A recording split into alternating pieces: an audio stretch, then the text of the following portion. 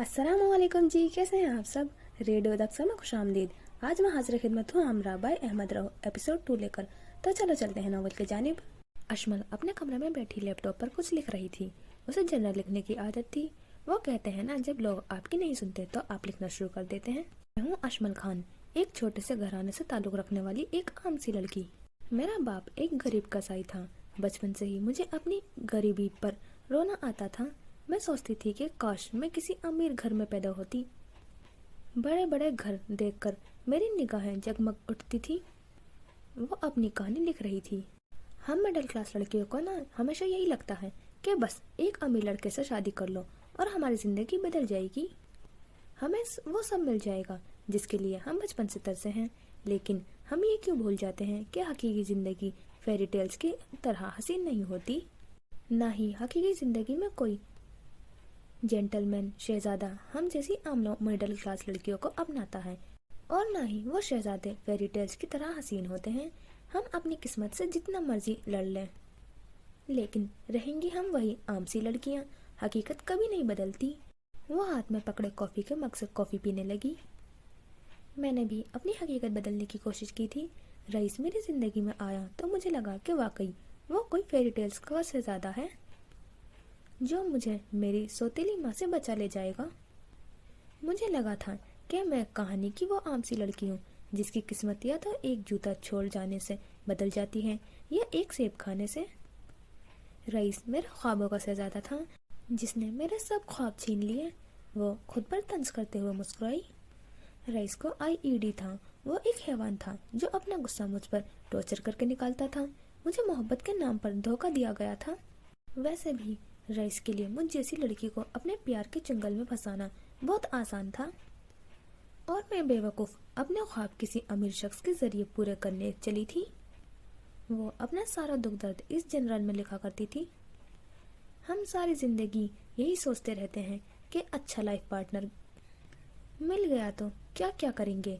ढेरों ख्वाब पहले से ही हमने सजा कर रखे होते हैं, लेकिन हम कभी ये क्यों नहीं सोचते कि अगर हमें अच्छा लाइफ पार्टनर ना मिला तो क्या होगा। अगर कोई टॉक्सिक इंसान हमारी जिंदगी में आ गया तो उसे छुटकारा कैसे हासिल करेंगे। हम इंसान कामयाबी के लिए तो तैयार रहते हैं, लेकिन नाकामयाबी के बारे में क्यों नहीं सोचते। क्या हम सब ने गुमान कर लिया है कि जिंदगी में हर पहलू में हम बस कामयाब ही होंगे। जिया रियो के साथ बैठी खेल रही थी। असवंत उसके साथ बैठा मोबाइल में कुछ देख रहा था। शक्ल से वो काफी बुझा बुझा लगता था। क्या हुआ है असवंत, इतने चुप चुप क्यों हो। उसे असवंत का चुप रहना अच्छा नहीं लगा था। नहीं, कुछ भी नहीं हुआ, वो खोए खोए लहजे में बोला। मैं तुम्हें जानती हूँ असफी, इसलिए झूठ मत बोलो। वो बिना उसकी तरफ देखे बता सकती थी कि असवंत किस बात की वजह से परेशान है। जिया, अंकल की प्रॉपर्टी में तुम्हारा भी तो कोई हिस्सा होगा ना। जिया ने मुड़कर उसकी तरफ देखा। उसे अचानक से जिया के हिस्से की फिक्र कैसे हो गई। वो हैरान हुई। अब्बू तो कोई प्रॉपर्टी छोड़कर नहीं गए थे। वो घर शामिर भाई ने अपनी कमाई से बनाया है, और बिजनेस में जो उनके शेयर्स हैं वो भी उनकी अपनी कमाई के हैं। अब्बू तो 1-2 प्लॉट और दुकान छोड़कर गए थे। वो अम्मी के नाम है, और अम्मी मुझसे बात तक नहीं करती। आखिरी बात करते हुए वो अफसरदा हुई थी। तुम उन्हें मिस करती हो तो मिलने चली जाओ, बल्कि मैं ले जाऊंगा। उसने जिया का लटका हुआ मुंह देखकर बोला। वो मुझसे नहीं मिलेंगी। वो अपनी माँ को जानती थी। फिक्र नहीं करो, सब ठीक हो जाएगा, मैं बात करूंगा आंटी से, उसने तसल्ली दी। नहीं, तुम बात मत करना। वो बिला वजह मेरा गुस्सा तुम पर निकाल देंगी, और मुझे अच्छा नहीं लगेगा अगर कोई तुम्हारी तजलील करे। असफन ने उसे चमकती आंखों से देखा था। वो वाकई एक दूसरे के लिए बने थे। चांद आसमान पर चमक रहा था। बादल छिपे हुए थे। हल्की हल्की बहरिया की वीरान सड़कों पर हवा चल रही थी। शामिर अपने मामूल के मुताबिक अपनी स्पोर्ट्स बाइक खाली सड़कों पर दौड़ा रहा था। एकदम उसे अपने पीछे से किसी दूसरी बाइक की आवाज आई। उसने मुड़कर देखा। बाइक पर कोई सियाह लिबास पहने लड़की बैठी हुई थी। उसकी बाइक शामिर की बाइक से 4 कदम दूर थी। वो हैरत से उसे तकता रहा, और एक ही पल में वो अपनी बाइक लेकर शामिर से आगे निकली।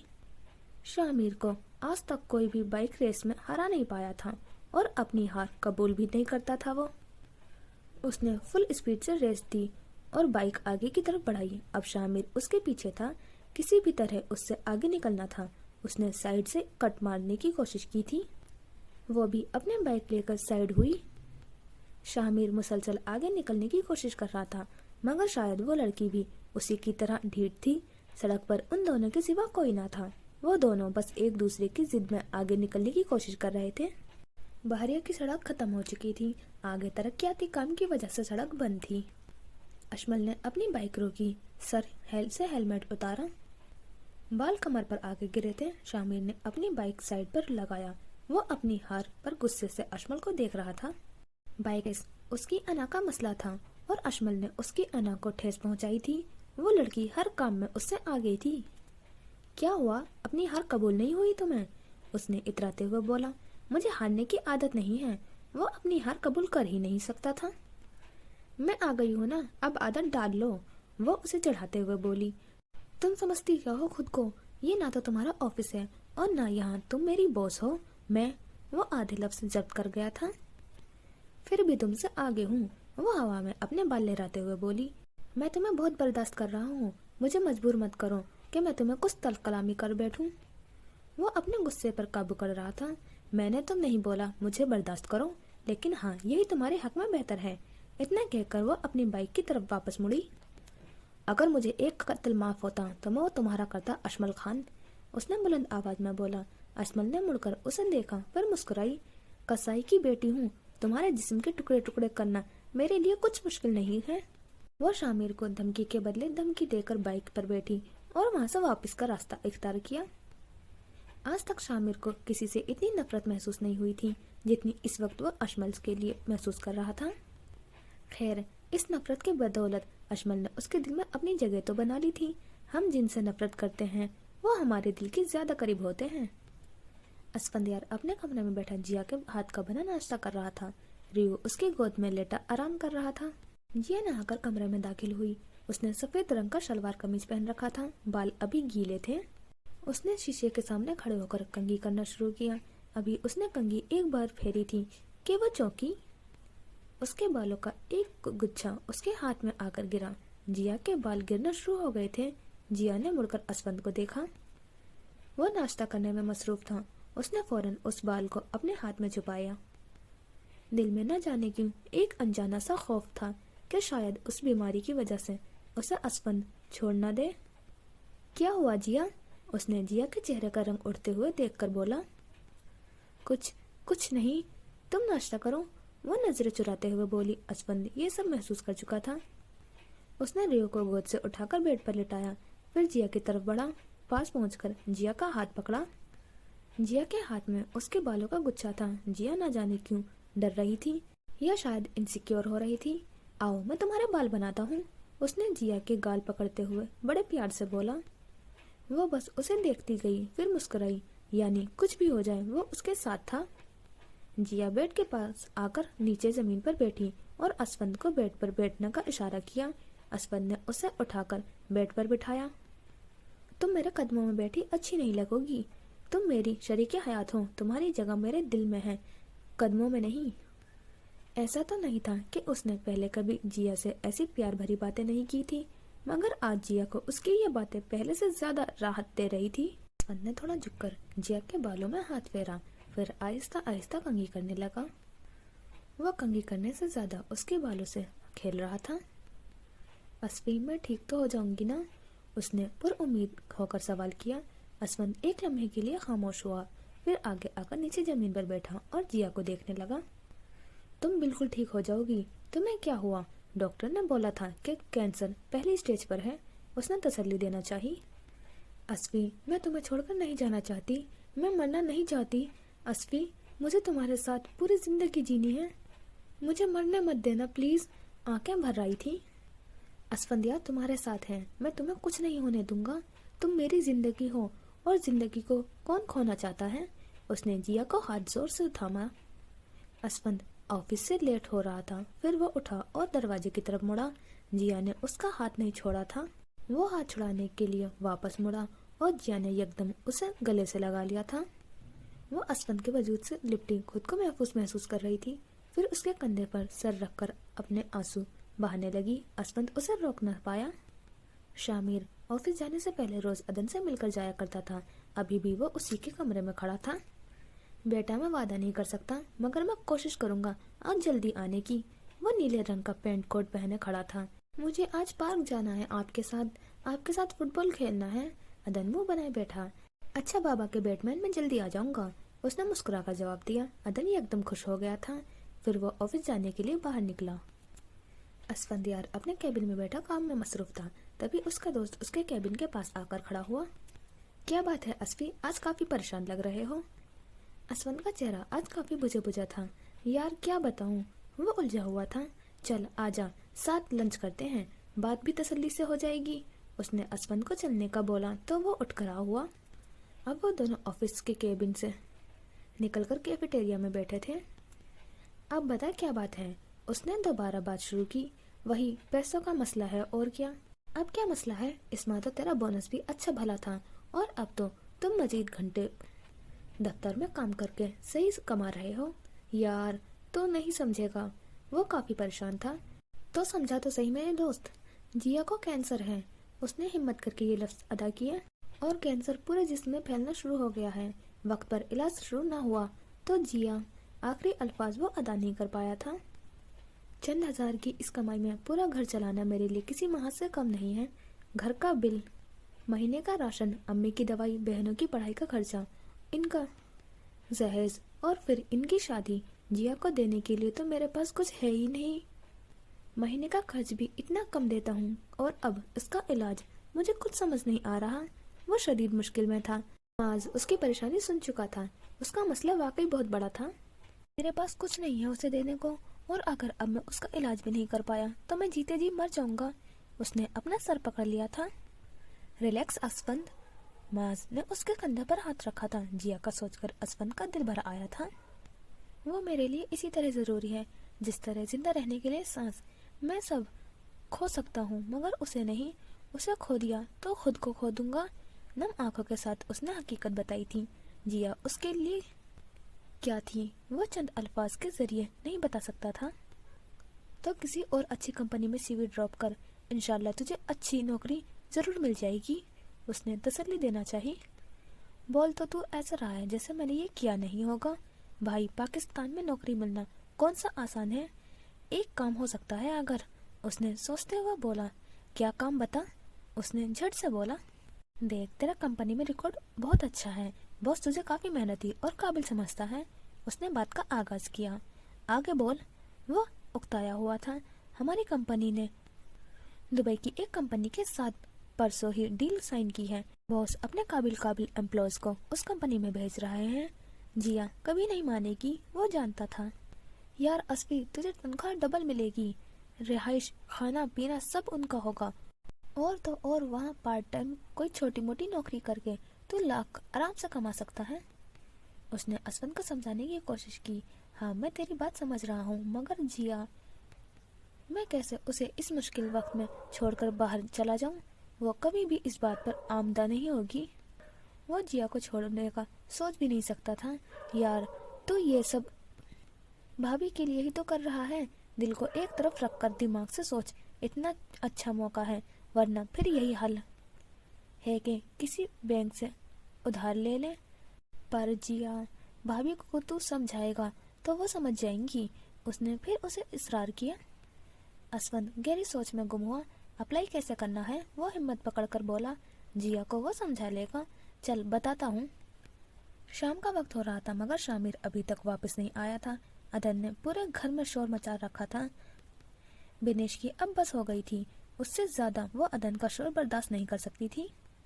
इसे पास वाले पार्क में ले जाओ बेला, मेरा सर दर्द से फटा जा रहा है। वो गुस्से से बोलते हुए अपने कमरे की तरफ बढ़ी। बेला को शामिर ने ही अदन की देखभाल के लिए रखा था। उसने अदन का हाथ पकड़ा और पार्क का रुख किया। पार्क में सब बच्चे अपना अपना खेल खेल रहे थे। अदन उन सब में छोटा था, न ही वो किसी को यहाँ जानता था। शामिर उसे इस तरह अकेले बाहर नहीं निकलने नहीं देता था, इसलिए उसकी कोई दोस्त नहीं थे। वो अपना फुटबॉल लिए पार्क के कोने पर बैठा था। फिर वो बेला से जिद करने लगा कि वो उसके साथ फुटबॉल खेले, मगर बेला बार बार इनकार कर रही थी। वो पार्क के फुटपाथ पर वॉक कर रही थी। ट्रैक सूट पहने, कानों में ब्लूटूथ लगाए रखे थे उसने दूर खड़े अदन को देखा। वो उसे काफी प्यारा लगा, मानो जैसे दिल उस बच्चे की तरफ खींचा चला जा रहा था। क्या बात है शहजादे? उसने अदन का लटका हुआ चेहरा देखकर बोला। मैं शहजादा नहीं, बैटमैन हूँ, उसने मासूम से लहजे में बात की। तो अशमल हंस पड़ी। अच्छा अच्छा, बैटमैन क्या हुआ? उसने झुककर प्यार से पूछा। मेरे बाबा बहुत खड़ूस हैं, वो मेरे साथ नहीं खेलते, और नहीं बेला आंटी, सिर्फ जिया फूफो खेलती थी, अब वो भी चली गई। वो एक ही बात में अपनी सारी कहानी बता गया। मेरे साथ खेलोगे? अशमल को उस बच्चे से अपनायत महसूस हो रही थी। इतने अरसे में पहली बार वो मुस्कुराई थी। अदन ने झट से हाँ में सर हिलाया। फिर वो दोनों एक साथ फुटबॉल खेलने लगे। अदन को अशमल बहुत पसंद आई थी। वो बहुत खुश होकर अशमल के साथ खेल रहा था। 5 मिनट के अंदर वो दोनों दोस्त बन चुके थे। दूसरी तरफ शामिर घर में दाखिल हुआ। वो जानता था कि आज फिर वो लेट हो गया था। अभी उसे जाकर अदन को मनाना था। घर में गहरा सन्नाटा देखकर वो बेनिश के कमरे की तरफ बढ़ा। अदन किधर है? चेहरे पर वाज़ेह परेशानी थी। बेला उसे पास वाले पार्क में लेकर गई है। आप उसे ऐसे कैसे मुलाजमा के साथ भेज सकती हैं? लहजे में गुस्सा था। मुझसे नहीं संभलती किसी और की औलाद, पता नहीं किसका बेटा है। उन्होंने हकारत से बोला। वो मेरा बेटा है, वो दबा दबा चिल्लाया था। फिर वो गुस्से से बाहर निकला। आज अशमल दफ्तर नहीं आई थी, इसलिए सारा काम उसे करना पड़ा था। वो दफ्तर से थका हारा आया था और आगे अदन की गैर मौजूदगी देखकर वो परेशान हो गया था। शामिर जल्दी जल्दी में बेनिस से पार्क का नाम तक पूछना भूल गया था। पास में कोई 2-3 पार्क थे। उसने पहले सबसे करीब वाले पार्क का रुख किया, मगर वहाँ अदन नहीं था। आहिस्ता आहिस्ता अंधेरा शुरू हो गया था। अब वो दूसरे पार्क की तरफ जा रहा था। सरबराही कुर्सी पर मरियम बैठी थी। साथ में घर के सारे अफराद बैठे खाना खाने में मसरूफ थे। कल मैं, सज्जल और सायरा किसी शादी में जा रहे हैं। जिया पीछे से घर का देख लेना, और हाँ, मशीन भी लगा लेना। मरियम ने बात का आगाज किया। तो जिया को भी साथ ले जाएं, वो अकेली घर का सारा काम कैसे करेगी? असफन ने फौरन जिया की हिमायत की। घर पर कोई तो होना चाहिए। समीना की बेटी की शादी है, उनकी बेटी सज्जल और सायरा की पक्की वाली सहेली है। इनका जाना जरूरी है, और मैं बच्चों को ऐसे अकेले शादी में भेजने की हक में नहीं हूँ। कोई बात नहीं, मैं देख लूंगी घर, आप फिक्र नहीं करें, जिया ने तहम्मुल से जवाब दिया। जिया ने असफन को आंख दिखाई तो असफन खामोश हो गया था। शामिर तीनों पार्क में देख आया था, मगर वो कहीं भी नहीं था। अदन पिछले 2 घंटों से गायब था। उसके बगैर शामिर का सांस अटका हुआ था। वो अपने घर के बाहर खड़ा किसी से कॉल पर बात कर रहा था। अचानक से उसे एक गाड़ी अपने घर के दरवाजे के सामने आकर रुकती दिखाई दी। बेला अदन के साथ नीचे उतरी और साथ ही वो भी उतरी थी। उसे देखते ही शामिर का गुस्सा आसमान को छूने लगा था। अदन अशमल के साथ हंस हंस कर बातें कर रहा था। हाथ में आइसक्रीम थी जो कि अशमल ने दिलवाई थी। वो तेज कदम बढ़ाता उनकी तरफ बढ़ा। अदन, फौरन अंदर चलो। वो अदन पर चिल्लाना नहीं चाहता था, मगर उसका लहजा काफी सर्द था। पर बाबा, वो अदन डर गया था। बेला, उसे अंदर लेकर जाओ। इतना कहने की देर थी और बेला उसे अंदर की तरफ ले जाने लगी। अब वहाँ सिर्फ अशमल और शामिर मौजूद थे। तुम आखिर चाहती क्या हो मुझसे? वो हल्का हल्का चिल्लाया था। मुझसे बात आराम से करो, वो वार्निंग देते हुए बोली। नहीं करूंगा आराम से बात, वो जोर से चिल्लाया। अशमल की रूह तक कांप उठी थी। वो इतनी मजबूत तो नहीं थी जितना वो बनती थी। वो एक आवाज पर डर जाने वाली लड़की थी और उसे इस वक्त यूं महसूस हो रहा था जैसे रईस उसके सामने खड़ा है। तुम निहायत ही जिद्दी और अनापरस्त लड़की हो जिसे सिर्फ अपनी परवाह है। तुम्हें तो दूसरों के तंग करने में मजा आता है ना? उसने नम आंखों से शामिर को देखा। तुम हो कौन? गुमशुदा सोहर के पैसे पर इश्क करना बहुत आसान होता है अशमल मैडम। तुम्हें किसी की तकलीफ का क्या अंदाजा? रईस के साथ भी तुम मजे में थी और अब भी मजे में हो। वो जो दिल में आ रहा था बोले जा रहा था। इससे ज्यादा मैं बर्दाश्त, अशमल ने भीगी पलकों के साथ बोला। शामिर ने उसकी बात काटी। तुम क्या बर्दाश्त करोगी? मैं तुम्हें बहुत अरसे से बर्दाश्त कर रहा हूँ, लेकिन आइंदा अगर तुम मुझे मेरे बेटे के करीब नजर भी आई तो मुझसे बुरा कोई नहीं होगा। वो गली में खड़ा उस पर चिल्ला रहा था और अशमल चुप करके उसकी हर बात सुनती गई। वो खुद को बेबस महसूस कर रही थी। बीनिस ऊपर टेरेस पर खड़ी सब कुछ सुन और देख रही थी। उसे शामिर पर गुस्सा आ रहा था। वो रईस के हाथों काफी अरसे तक टॉर्चर होती रही थी। वो उसके लिए कोई खिलौना थी जिस पर वो अपना सारा गुस्सा निकाला करता था, और आज शामिर ने भी वही किया था। अशमल भागती हुई गाड़ी की तरफ बढ़ी اس کی آنکھوں میں آج شامیر کی وجہ سے آنسو تھے۔ شامیر نے اسے خود سے دور جاتے ہوئے دیکھا۔ اشمل کا کوئی جواب نہ دینا اسے عجیب لگا تھا۔ جیا کھانا کھانے کے بعد ڈائننگ پر رکھے برتن اٹھا رہی تھی۔ کچن اور ڈائننگ روم میں ایک چھوٹی سی کھڑکی تھی۔ اسفند کچن میں کھڑا تھا۔ جیا اسے برتن پکڑا رہی تھی اور وہ برتن آگے سنک میں رکھ رہا تھا۔ وہ جیا کے گھر کے کاموں میں اکیلے نہیں کرنے دیا کرتا تھا، زیادہ نہ صحیح مگر تھوڑی بہت مدد وہ ضرور کیا کرتا تھا۔ کیا ضرورت تھی کل سارے کام کی ذمہ داری لینے کی؟ اس نے جیا کی طرف دیکھا تو اور کیا کرتی؟ اس نے سوال کیا۔ منع کر دیتی، وہ عام سے لہجے میں بولا۔ تم چاہتے ہو کہ آنٹی کا جو تھوڑا بہت موڈ مجھ سے ٹھیک ہوا ہے میں دوبارہ خراب کر دوں؟ اسفند، ایسے شادیاں کامیاب نہیں ہوتی، بہت سے سمجھوتے کرنے پڑتے ہیں۔ اس رشتے کو چلانے کے لیے اپنی ذات کو چھوڑ کر دوسروں کا سوچنا پڑتا ہے، اور میں نے تمہارے لیے ہی حامی بھری ہے، ورنہ تم جانتے ہو آنٹی کئی دن تک تم سے بات نہیں کرتی۔ وہ آخری پلیٹ اسفند کو پکڑاتے ہوئے بولی۔ نہیں، میں بس چاہتا ہوں کہ تم گھر کا سارا کام اکیلے نہیں کرو، اس لیے میں کل آفس سے چھٹی کر رہا ہوں، دونوں مل کر کام کریں گے۔ وہ تحمل سے بولا۔ تم نے ٹھیک کہا کہ سمجھوتا کرنا پڑتا ہے، مگر اس رشتے کو چلانے کے لیے دونوں طرف سے سمجھوتا کرنا ضروری ہوتا ہے، ورنہ ایک انسان سمجھوتا کرتے کرتے تھک جاتا ہے، اور میں نہیں چاہتا کہ تم تھک جاؤ۔ اس نے جیا کی طرف مسکرا کر دیکھا۔ گال کا گڑھا واضح ہوا تھا۔ جیا بھی مسکرا دی۔ تم برتن دھونا شروع کرو، میں ریو کو کھانا دے کر آتی ہوں۔ اسے ریو کا خیال آیا۔ جو حکم میری جیا پیا۔ وہ واپس سنک کی طرف مڑا۔ اب وہ وہاں کھڑا برتن دھو رہا تھا۔ شامیر گھر کے اندر داخل ہوا۔ سامنے ہی بینش کھڑی تھی۔ وہ نظریں چراتے ہوئے اپنے کمرے کی طرف بڑھنے لگا۔ یہ کیا طریقہ تھا کسی لڑکی سے بات کرنے کا؟ وہ شامیر کی ساری باتیں سن چکی تھی۔ وہ عدن کو میری اجازت کے بغیر پتہ نہیں کہاں لے کر گئی تھی، اگر اسے کچھ ہو جاتا تو؟ وہ ابھی بھی غصے میں تھا۔ کم سے کم اس بچے کے چہرے پر دیکھو کتنی مسکان تھی۔ آج تک وہ تمہارے ساتھ بھی اتنا خوش نظر نہیں آیا جتنا وہ آج تھا۔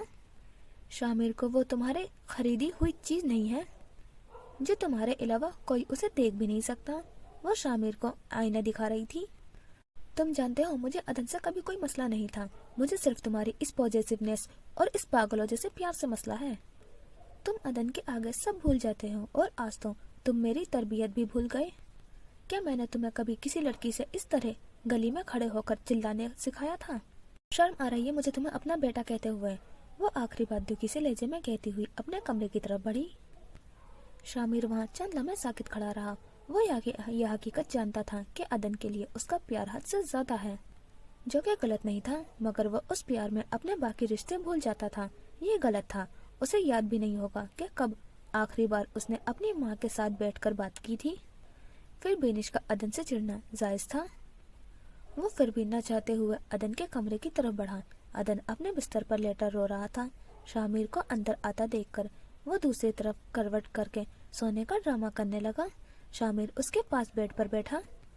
آئی ایم سوری میرے بیٹ مین، اس نے نرمی سے بات کی۔ عدن نے کوئی جواب نہیں دیا۔ شامیر نے جوتے اتارے اور اس کے بستر کے اندر گھسا، پھر اپنے بیٹے کو پیچھے سے زور سے گلے لگایا۔ آپ جانتے ہو نا بابا کو آپ کی فکر ہوتی ہے، اس لیے بابا ڈر گئے تھے۔ وہ جانتا تھا کہ عدن جاگ رہا تھا۔ آئی پرومس بابا اب آپ کو روز گھمانے کے لیے لے جایا کریں گے، آپ کے ساتھ فٹ بال بھی کھیلیں گے۔ اس نے عدن کے بالوں میں ہاتھ پھیرا۔ آپ ہمیشہ جھوٹ بولتے ہیں، آپ کے پاس میرے لیے وقت ہی نہیں ہے۔ وہ ناراض ہوتے ہوئے بولا۔ آئی ایم سوری نا بیٹا۔ وہ سارا غصہ بھول گیا تھا۔ آپ نے میری فرینڈ کو بھی ڈانٹا۔ آئی ہیٹ یو بابا، وہ روتے ہوئے بولا۔ شامیر 2 لمحوں کے لیے خاموش ہو گیا تھا۔ بٹ آئی لو یو بابا کے بیٹ مین، اس نے عدن کو زور سے اپنے بازو میں دبایا۔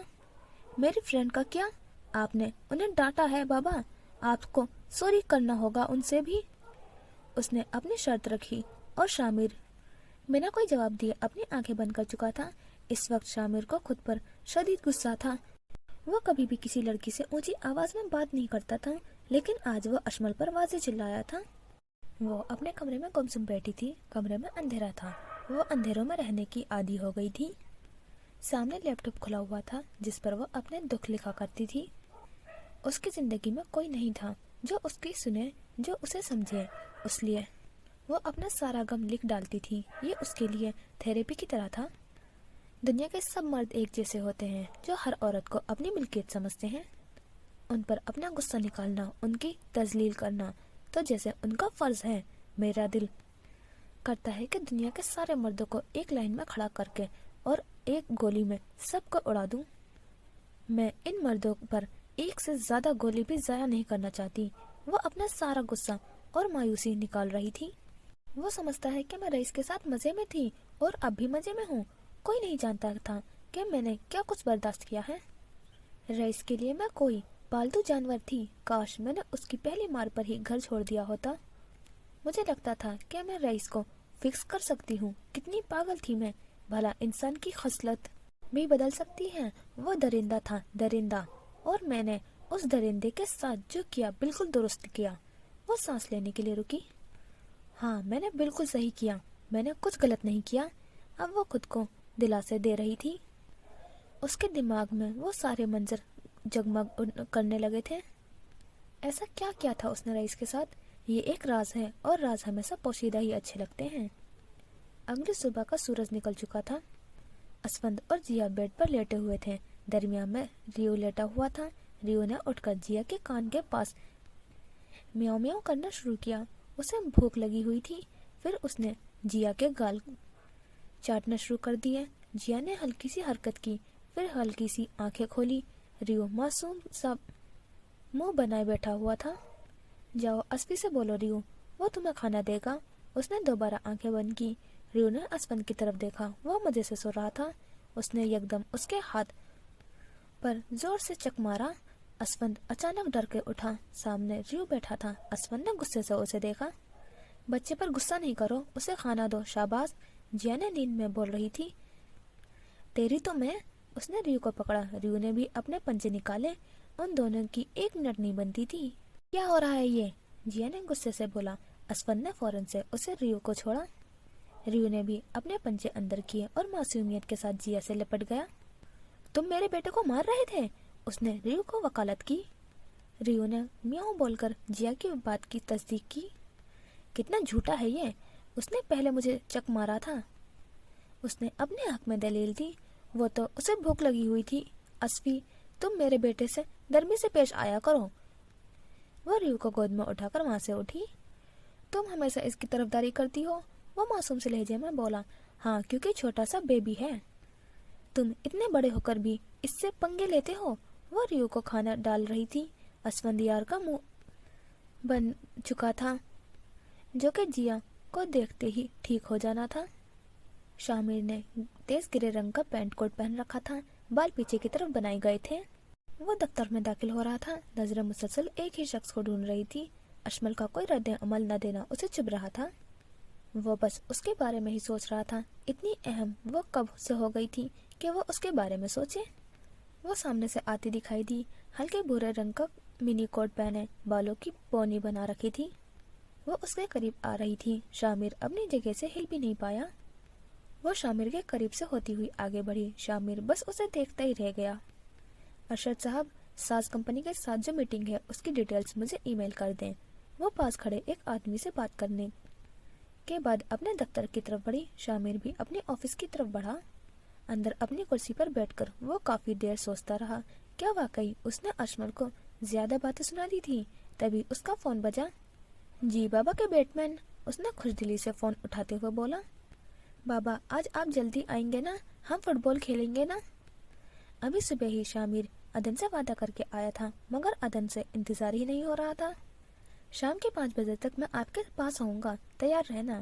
اس نے عدن کو تسلی دی. عدن نے خوشی سے فون بند کیا اور تیار ہونے لگا. دن کے 4 بج رہے تھے. جیا نے آسمانی رنگ کا شلوار قمیض پہن رکھا تھا. بالوں کا رف سے چوڑا بنایا ہوا تھا. دوپٹہ ایک طرف باندھ رکھا تھا. وہ سارے کپڑے مشین میں ڈال رہی تھی. کپڑے کافی زیادہ تھے. اسفند کچن میں کھڑا سبزی بنا رہا تھا. اس نے کچن کی کھڑکی سے جیا کو اکیلے کپڑے ڈالتے ہوئے دیکھا. وہ فوراً باہر صحن کی طرف بھاگا. میں نے کہا تھا نا، کھانا بنا کر کپڑے دھو دوں گا. اس نے جیا کے ہاتھ سے کپڑے پکڑے. زیادہ ہیرو نہیں بنو، دونوں مل کر کام کریں گے. تمہیں صرف آرام کرنا چاہیے. اس نے فکر مندی سے بولا.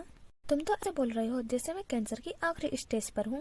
ریلیکس اسفی، ڈاکٹر نے کہا تھا کہ کوئی خطرے کی بات نہیں ہے. وہ ہنستے ہوئے بولی.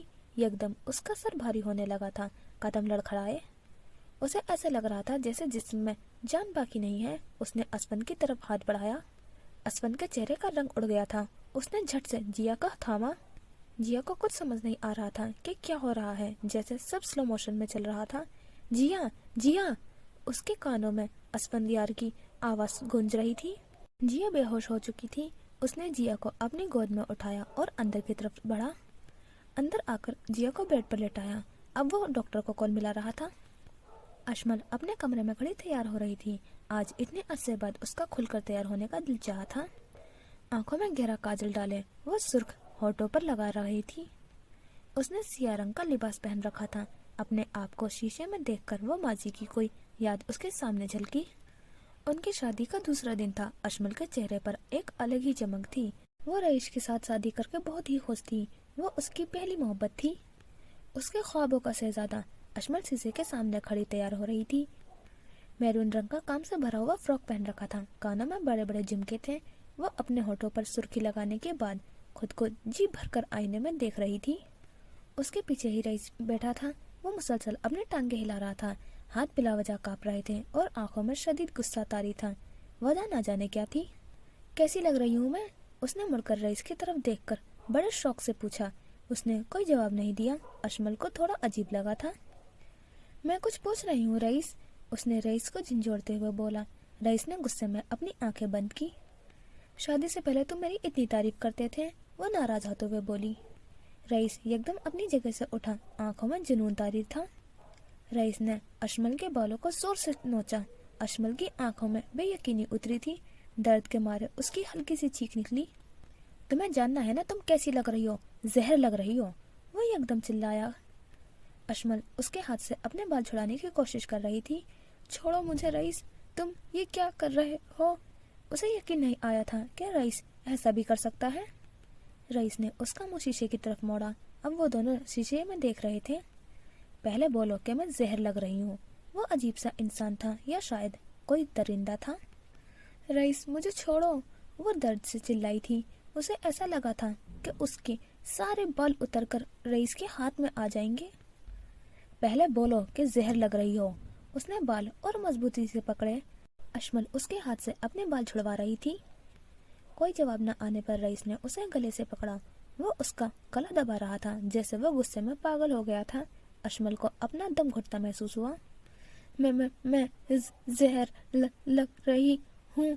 उसने खुद की जान बचाने के लिए ये लफ्ज अदा किए। रईस एक कमीनी सी मुस्कुराहट के साथ हंसा। फिर उसने अशमल को जोर से आगे की तरफ धक्का दिया। उसका सर सीधा ड्रेसिंग के शीशे पर जाकर लगा था। शीशे में हल्की सी दरार आई थी। माथे से खून की बूंदें गिरी थी और इस लम्हे अशमल की पूरी जिंदगी बदल गई थी। ये पहला दिन, पहला लम्हा जब उस पर रईस ने हाथ उठाया था। वह नम आंखों के साथ रईस को कमरे से बाहर जाते हुए देखने लगी। ये वो शख्स नहीं था जिससे उसने मोहब्बत की थी। उसे मोहब्बत में धोखा मिला था, और मोहब्बत तो है ही सिर्फ एक नजर का धोखा, एक ऐसा धोखा जो इंसान खुद को खुद ही देता है। वो हॉल में वापस आई, अपनी आंखों को भीगता महसूस किया, फिर अपना अक्स शीशे में देखा। अशमल की ड्रेसिंग पर पड़ी परफ्यूम की बोतल उठाई और जोर से शीशे पर दे मारी। जहर लग रही हूँ मैं, वो चिल्लाई थी। आवाज पूरे कमरे में गूंजी थी। फिर वो ज़ारों कतार रोने लगी। वो कभी भी रईस के दिए गए जख्म नहीं भूल सकती थी। डॉक्टर जिया को चेक करने के बाद कमरे से निकल रही थी, जबकि जिया बिस्तर पर लेटी सो रही थी। असफन डॉक्टर के साथ बाहर निकला। मैंने आपको सब बताया था कि इनकी हालत ठीक नहीं है, आप फिर भी घर का काम इनसे करवा रहे हैं। डॉक्टर गुस्सा हो रही थी। जिया ने ही उन्हें बताया था कि कपड़े में मशीन में डालते डालते उसे ही एकदम चक्कर आने लगे। वो आहिस्ता आहिस्ता कमजोर होती जा रही हैं। इस बीमारी में उन्हें सख्त आराम की जरूरत है। जी मैं समझ गया, वो शर्मिंदा होते हुए बोला। और आप इनका मुकम्मल इलाज कब शुरू करवा रहे हैं? इस सवाल पर असफन को चुप लग गई थी। काश उसके पास इतना पैसा होता। बहुत जल्द, उसने फीकी सी मुस्कुराहट के साथ बोला। फिर वो डॉक्टर को दरवाजे तक छोड़कर वापस आया। सहन में रखी चारपाई पर बैठकर कुछ देर सोचा, फिर किसी को कॉल मिलाई। माज, मेरी नौकरी का क्या बना? उसने पहला सवाल किया। हाँ, तेरी एप्लीकेशन बॉस कल देखेंगे। फिर उसकी बात मुकम्मल नहीं हुई थी। आज ही बॉस को मेरी एप्लीकेशन मिल जानी चाहिए। मैं जल्दी से जल्दी नौकरी शुरू करना चाहता हूँ। वो फैसला कर चुका था। असफंद अपनी जिंदगी को इस तरह मरता हुआ नहीं देख सकता था। वो जिया को बचा लेगा, उसे जिया को बचाना ही होगा। वो सियाह रंग का ट्रैक सूट पहने पार्क में दाखिल हुआ। सर पर केप ली हुई थी और गोद में अदन को उठा रखा था। उसने भी सियाह रंग का ट्रैक सूट पहन रखा था। बाप बेटा एक जैसे लिबास में बहुत अच्छे लग रहे थे। सामने ही वो खड़ी थी। शामिर के कदम वहीं थम गए थे। वो इधर क्या कर रही थी? अदन शामिर की गोद से उतरा और अशमल की तरफ बढ़ा। उसने भी सियाह रंग का ट्रैक सूट पहन रखा था। उसे अदन ने ही कॉल करके बुलाया था। अशमल को देखते ही अदन खुलकर मुस्कुराया था। मुझे लगा था आप नहीं आएंगी। वो उसके आने पर बहुत खुश हुआ था। मैं कैसे न आती, मुझे मेरे दोस्त ने बुलाया था। वो नीचे घुटनों के बल बैठी अदन को बालों पर हाथ फेरने लगी। ना जाने क्यों, मगर जब भी वो अदन को हाथ साथ होती थी तो उसे अजीब सा सुकून मिलता था। शायद उसे बच्चे बहुत पसंद थे। शामिर ने उसके करीब कदम बढ़ाए। अदन को याद आया कि वो फुटबॉल तो गाड़ी में ही भूल गया था। वो फौरन गाड़ी की तरफ भागा। अशमल शामिर को देखकर पलटी। वो उस शख्स के मुंह भी नहीं लगना चाहती थी। मुझे अच्छा लगा कि तुम यहाँ आई। उसने ना जाने क्यों ये लफ्ज अदा किए थे। तुम्हारे लिए नहीं आई जो तुम्हें अच्छा लग रहा है, वो बिना मुड़े बोली थी। मैं कल रात के लिए माफी चाहता हूँ। मैं कुछ ज्यादा ही बोल गया था। वो वाकई शर्मिंदा था। अशमल का कोई जवाब न देना उसके दिल को लगा था। हमारे दरमियान कोई ऐसा रिश्ता नहीं है जहाँ मैं तुमसे नाराज हूँ और तुम मुझे मनाओ। हम अजनबी हैं और अजनबियों से माफी नहीं मांगी जाती। वो सर्द लहजे में कहती हुई आगे की तरफ बढ़ी और इस बार शामिर चुप खड़ा था। वो लड़की इतना तल्ख क्यों बोलती है थी? इसकी जिंदगी में सब कुछ होने के बावजूद भी वो जैसे जिंदगी से खुश नहीं थी। इसके लहजे में हमेशा कड़वाहट होती थी। शामिर उसी सोच में गुम था। थोड़ी देर बाद अदन फुटबॉल के लेकर वापस आया। शामिर एक टीम में था और अशमल अदन एक टीम में। वो तीनों पूरे जोश से फुटबॉल खेल रहे थे। शामिर जो समझ रहा था कि वो आसानी से जीत जाएगा, वो एक गोल करने में भी नाकाम रहा। अशमल फुटबॉल में बहुत अच्छी थी। उसने 2 गोल कर डाले थे और शामिर बस उसे देखता ही रह गया। रात का वक्त था। जिया को हल्का हल्का होश आया था। असफंद उसके पास बैठा उसे खाना खिला रहा था। बस करो असफंद, मुझे और नहीं खाना। वो बच्चों की तरह जिद कर रही थी। मैंने अपने हाथों से तुम्हारे लिए बिरयानी बनाई है, अब चुप करके खाओ। वो बच्चों की तरह उसे खिला रहा था। फिर उसने असफंद के कहने पर अगला चम्मच खाया। वैसे जिया, अगर, उसने सोचते हुए बोला। अगर? उसने सवाल किया। अगर मुझे कहीं अच्छी नौकरी मिल जाए तो तुम खुश होगी? जाहिर सी बात है आसफी, मैं तुम्हारी कामयाबी पर खुश होंगी। और अगर नौकरी किसी और मुल्क में हो तो? उसने धीमे लहजे में सवाल किया। जिया खाना खाते खाते रुकी। उसे ये सवाल समझ नहीं आया था। तुम मजाक कर रहे हो? उसे यकीन नहीं आया था। माजी का कोई खौफ उसके आंखों के आगे झलका था। मैं बस, वो आगे कुछ नहीं बोल पाया। असफी, तुम ऐसी हालत में मुझे छोड़कर नहीं जा सकते। मुझे तुम्हारी जरूरत है, उसने बेइख्तियार बोला। इस वक्त हमें पैसों की जरूरत है जिया, उसने नरमी से बोला। मैं तुम्हारे साथ रोके सूखी खाने को भी तैयार हूँ। अगर तुम मेरे साथ हो तो मैं हर हालात में गुजारा कर सकती हूँ। नहीं चाहिए मुझे कोई पैसा, कोई ऐश भरी जिंदगी। मुझे सिर्फ तुम्हारा साथ, तुम्हारी वफादारी चाहिए। इस दुनिया में मुझे तुम्हारे सिवा कुछ अजीज नहीं है आसफी। वो असफंद का हाथ पकड़ते हुए बोली। जिया, मैं हमेशा के लिए तो नहीं जा रहा, बस कुछ अरसे के लिए जा रहा हूँ, जब तक तुम्हारा मुकम्मल इलाज नहीं हो जाता। उसने जिया के गाल पर नरमी से पकड़े।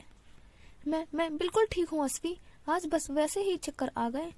तुम बिला वजह परेशान मत हो। वो नहीं जानती थी, वो कुछ नहीं जानती थी। जिया, बात को समझो, इस वक्त तुम्हारा इलाज करवाना बहुत जरूरी है। वो बेहद संजीदा होते हुए बोला। मुझे कोई महंगा इलाज नहीं चाहिए, मुझे सिर्फ तुम्हारा साथ चाहिए। तुम क्यों नहीं समझ रहे? आज पहली बार ऐसा हुआ था कि वो दोनों आपस में बहस कर रहे थे। कैंसर तुम्हारे जिस्म में फैलना शुरू हो गया है।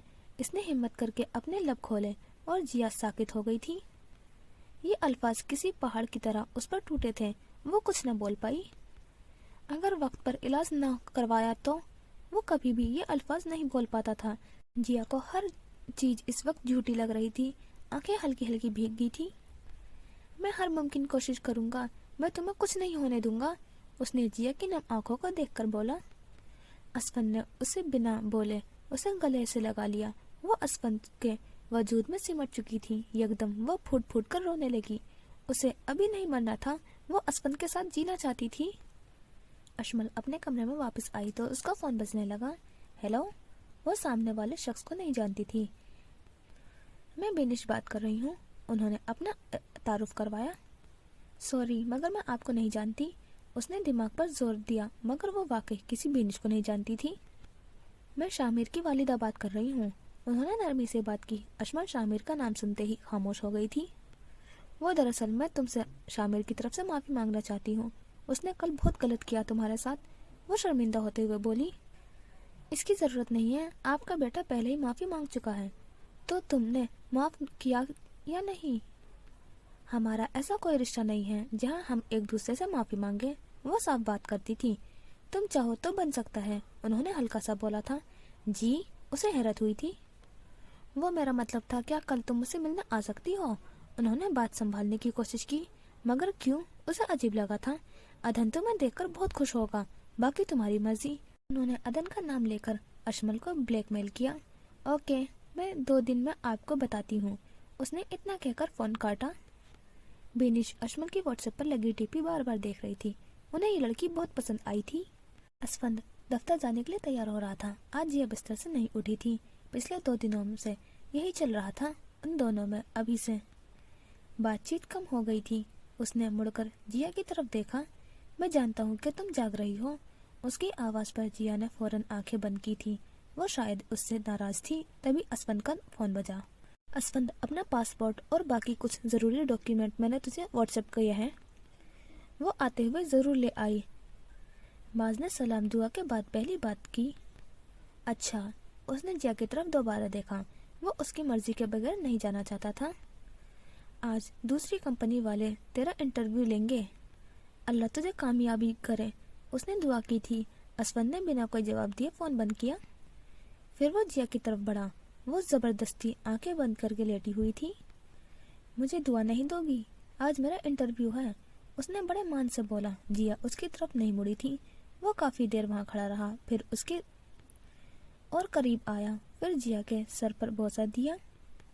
मैं तुम्हें बचाने के लिए सब करूँगा जिया, उसने हल्का सा जिया के कान में बोला। फिर अलमारी से कुछ कागजात निकाले और बाहर की तरफ बढ़ा। उसके जाते ही जिया उठकर बैठी। आंखें शदीद लाल थी। वो बस खुद को और असफंद को तकलीफ दे रही थी। शामिर ने दफ्तर से छुट्टी की थी आज। वो अपने बिस्तर पर लेटा मजे से फुटबॉल का मैच देख रहा था। असफंद ने अपने कैबिन में बैठकर शामिर को कॉल मिलाई। अस्सलाम वालेकुम शामिर भाई, उसने बात का आगाज किया। वालेकुम अस्सलाम। हाँ बोलो असफंद भाई, वो एक गुजारिश थी। वो अदब से बात कर रहा था। हाँ हाँ बोलो, उसे थोड़ा ताज्जुब हुआ था। आज अगर आप जिया को घर ले आए, दरअसल वो आंटी को बहुत याद करती है। ऊपर से वो ईद के बाद न आपसे और न ही अदन से। मैं काफ़ी दिनों से देख रहा हूँ, वो काफ़ी उदास उदास रहती है। सही कह रहे हो तुम, वाकई में काफ़ी अरसे से हो गया है। फिर वो सोचने के लिए रुका। अभी तो मैं अपने दोस्त की तरफ जा रहा हूँ, शाम को घर वापसी पर उसे अपने साथ ले आऊँगा। उसकी बात पर असफंद हल्का सा मुस्कुराया। और हाँ, रात को तुम भी हमारी तरफ ही आ जाना, उसने दावत दी थी। नहीं शामिर भाई, मुझे नहीं लगता आंटी को मेरा आना पसंद आएगा। वो थोड़ा मायूस हुआ था। अम्मी को मैं संभाल लूँगा, तुम रात को खाना हमारी तरफ खाओगे, वो जैसे हुक्म दे रहा था। जी ठीक है, इतना कहकर उसने फ़ोन काटा। अभी 1 घंटे बाद उसका इंटरव्यू था। शामिर भी अपने बिस्तर से उठा और तैयार होने के लिए वार्डरोब की तरफ बढ़ा। शाम का वक्त था। अशमल शामिर के घर में दाखिल हो रही थी। उसने बेनिश को आज का वक्त दिया था। मुझे बहुत अच्छा लगा तुम आई, बेनिश ने अशमल को घर में दाखिल होते हुए देखकर बोला। वो बस हल्का सा मुस्कुरा दी। आओ अंदर ड्राइंग रूम में चलते हैं। अदन किधर है? मैं उसके लिए ही इधर आई हूँ, उसने पूरे लॉन में गर्दन घुमाई। वो नीचे बेसमेंट में अपनी बाइक चला रहा है। शामिर की तरह उसे भी बाइक्स का बहुत शौक है। आज बेनिश हंस हंस कर बात कर रही थी। तो फिर बेसमेंट में ही चलते हैं, वो अदन से मिलना चाहती थी। बेनिश ने उसे अपने पीछे आने का इशारा किया। क्या करती हो सारा दिन तुम? मैं बस ऑफिस का काम वगैरह में काफ़ी मसरूफ़ रहती हूँ, कुछ और करने का वक्त ही नहीं होता। हाँ, रईस के बाद सारी जिम्मेदारी तुम्हारे कंधों पर जो आ गई, उन्होंने अफसोस करते हुए बोला। अशमल खामोश हो गई थी। रईस का कुछ पता चला? उन्होंने सवाल किया था। नहीं, उसने झट से जवाब दिया था और आगे बढ़ी। बेसमेंट का दरवाजा सामने था। वो सीढ़ियाँ उतरकर नीचे जाने लगी। बेनिश को लगा शायद उसे रईस का जिक्र अच्छा नहीं लगा था। पूरे घर के नीचे बेसमेंट थी। अदन अपना छोटा सा बाइक पूरे बेसमेंट में दौड़ा रहा था।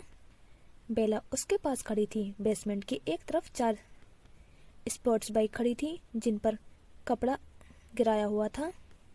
अशमल अदन को देखकर खुलकर मुस्कुराई। अदन भी बाइक चलाने में मसरूफ था। उसने अशमल पर गौर नहीं किया था। ये सारी बाइक शामिर की हैं, उन्होंने फख्र से बताया। वैसे तुम शामिर को कब से जानती हो? वो खुद ही कोई न कोई बात शुरू कर देती थी। मैं उसे नहीं जानती, उसने सर्द लहजे में जवाब दिया। लगता है अभी तक तुम उसकी बातों पर नाराज हो, वो अपने अंदाज लगा रही थी। अशमल खामोश रही। चलो आओ तुम्हें मैं शामिर की बाइक्स दिखाऊं। अशमल को उस वक्त सख्त चिढ़ हो रही थी। वो औरत बार बार बस शामिर के बारे में बात कर रही थी। वो ना चाहते हुए भी उनके पीछे चल दी। बिनेश ने बेला को हाथ के इशारे से अपने पास बुलाया। बेला करीब आने पर उन्होंने उसे सारे बाइक से कपड़ा हटाने का कहा।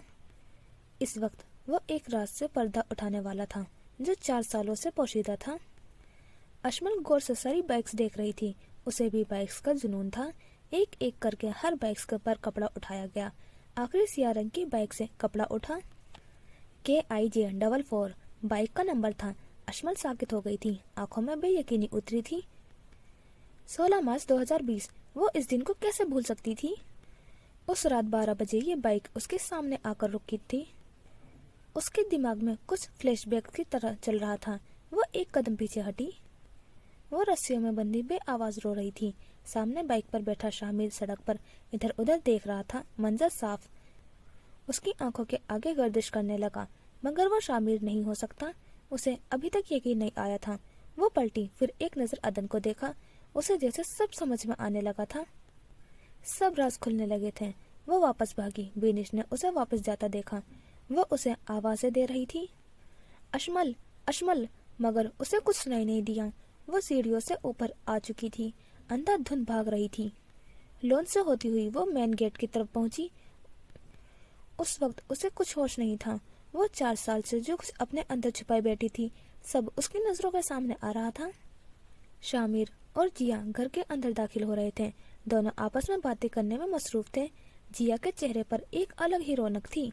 असफन का मंसूबा कामयाब रहा था। वो जानता था कि इसके बाद शामिर वो वाहिद शख्स है जो जिया को हंसा सकता था।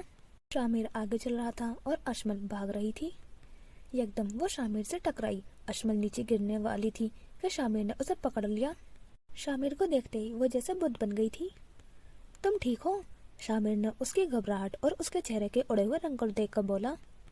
अशमल ने झट से अपना हाथ छुड़ाया और बिना कोई जवाब दिए गेट के बाहर भागी। शामिर उलझ कर रह गया था। कुछ था जो उस लड़की में अजीब था। वो बहुत कुछ जानती थी जो पूरी दुनिया से पोशीदा रखा गया था। ये कौन थी? जिया ने सवाल किया। रईस की बीवी। इसको मैंने पहले भी कहीं देखा था। जिया गहरी सोच में गुम हुई। हाँ, याद आया।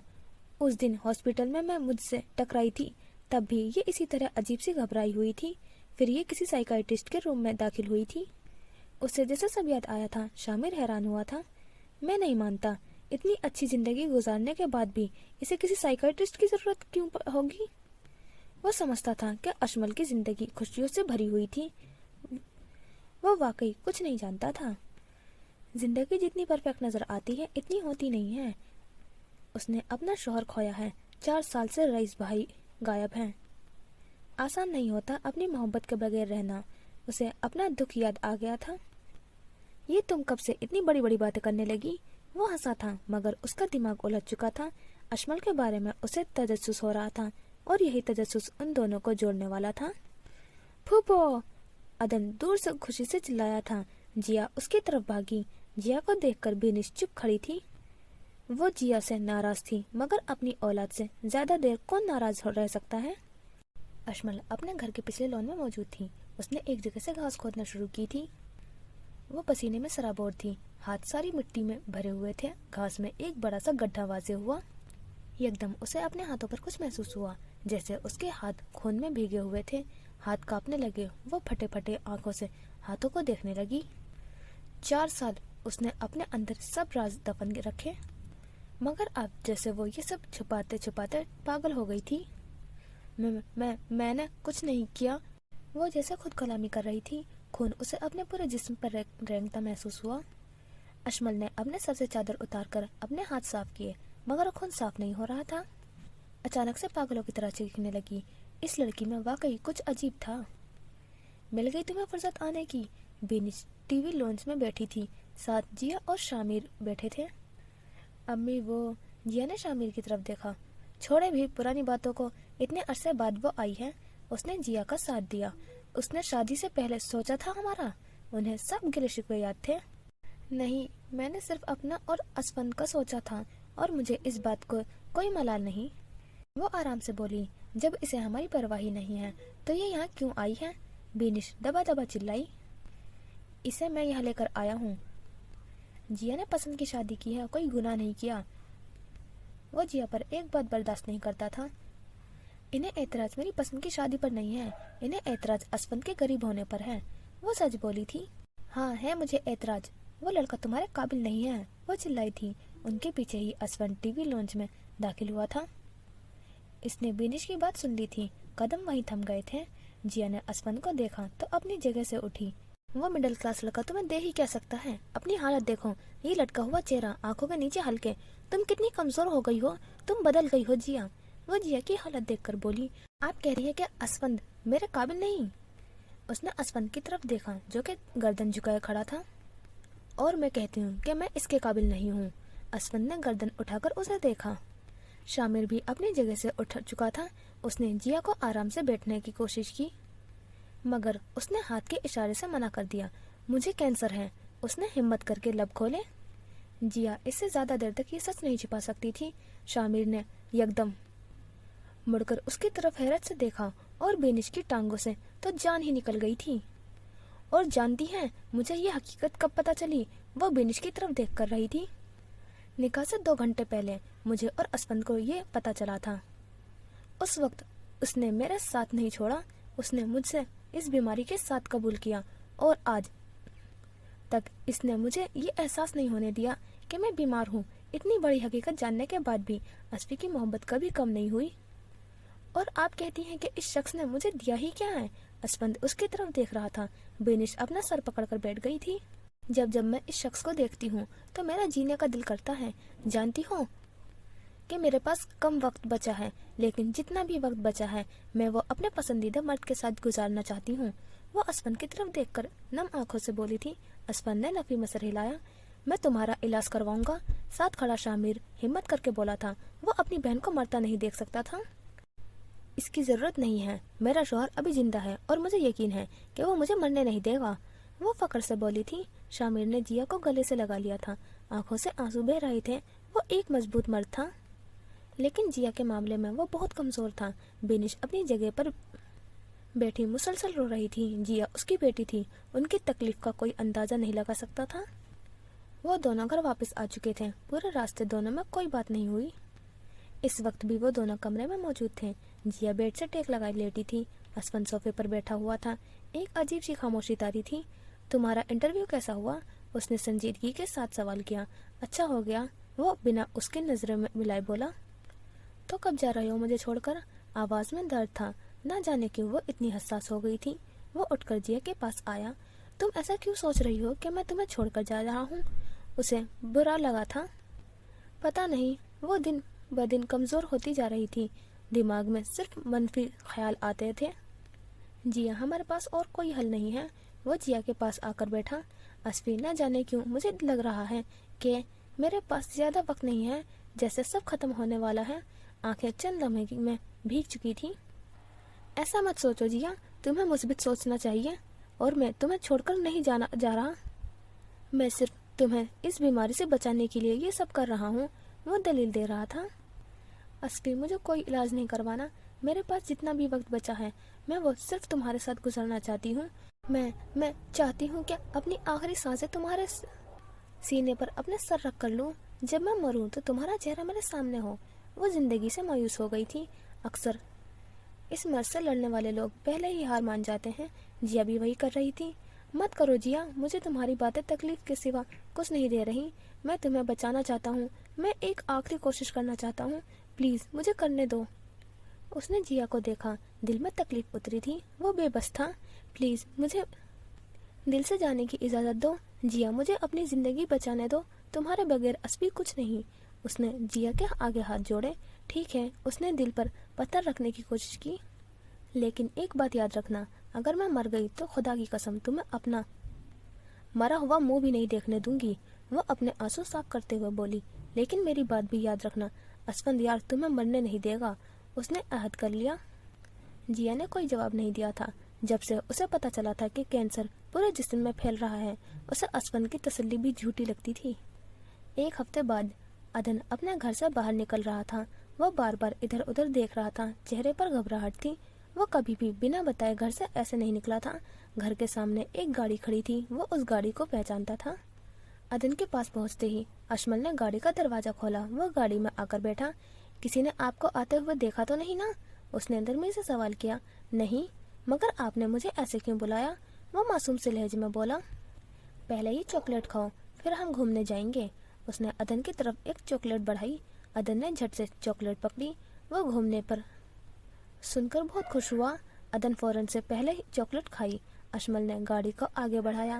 اسے یکدم نیند آنے لگی۔ چاکلیٹ کھانے کے چند منٹوں بعد ہی وہ گہری نیند میں آغوش میں آ گیا تھا۔ اشمل ہلکا سا مسکرائی۔ بچوں کو بیوقوف بنانا کتنا آسان ہوتا ہے۔ آج اسفند کی فلائٹ تھی۔ جیا اس سے لپٹی کھڑی تھی۔ وہ اسے چھوڑنے کا نام نہیں لے رہی تھی۔ شاید یہ دیدار آخری دیدار تھا، یہ ملاقات آخری ملاقات تھی۔ میں جلدی واپس آؤں گا، اس نے وعدہ کیا تھا۔ جیا نے کوئی جواب نہیں دیا تھا۔ پہلے تنخواہ ملتے ہی میں پیسے بھیج دوں گا۔ تم وعدہ کرو کہ تم اپنا بہت خیال رکھو گی اور اپنا مکمل علاج کرواؤ گی، اس نے جیا کی طرف دیکھ کر بولا۔ جیا نے بھی خاموش رہی۔ ایسا کرو گی تو میرا جانا مشکل ہو جائے گا۔ وہ خود بھی دل سے خوش نہیں تھا۔ میں وعدہ کرتی ہوں کہ میں اپنا خیال رکھوں گی اور علاج بھی شروع کرواؤں گی، اس نے بے دلی سے بولا۔ اسفند نے اس کے سر پر بوسہ دیا۔ آخری بار اس کو ایسا دیکھا آگے بڑھ گیا۔ وہ باہر اپنی ماں بہن سے مل کر گلی میں نکلا۔ سامنے ہی معاذ گاڑی لیے کھڑا تھا۔ جیا خاموشی سے بیڈ پر بیٹھی۔ اس وقت اسے کسی کی ضرورت تھی جو اسے تسلیاں دے، اس کو زبردستی خوش رکھنے کی کوشش کرے، لیکن جو انسان یہ سب کر سکتا تھا وہ اسے چھوڑ کر جا چکا تھا۔ اچھا جی، ہو گیا ہمارا ایپیسوڈ 2 کمپلیٹ، اور مجھے دونوں سائڈ کی سٹوری بہت اچھی لگ رہی ہے، لیکن مجھے جیا اور امشال دونوں کے لیے برا لگتا ہے، کیونکہ جیا کی لائف اتنی اچھی چل رہی تھی اور اب اسے کینسر ہو گیا ہے، لیکن اس کا ٹریٹمنٹ بھی نہیں ہو پا رہا ہے، اس لیے تو دیکھتے ہیں کہ اس کا ٹریٹمنٹ ہو پاتا ہے یا نہیں۔ اور امشال کی بھی مینٹل ہیلتھ اتنی زیادہ خراب ہے، تو مجھے لگتا ہے کہ امشال نے ہی رئیس کا مرڈر کیا ہے، اور ادن بھی امشال کا ہی بیٹا ہے، اس لیے شاید اس نے کڈنیپ کیا ہے۔ آپ کو کیا لگ رہا ہے کہ کیا ہے اسٹوری، اور آپ کو کیسی لگ رہی ہے اسٹوری، تو ضرور بتانا۔ انشاءاللہ ملیں گے نیکسٹ ایپیسوڈ میں۔ خدا حافظ، اپنا خیال رکھنا۔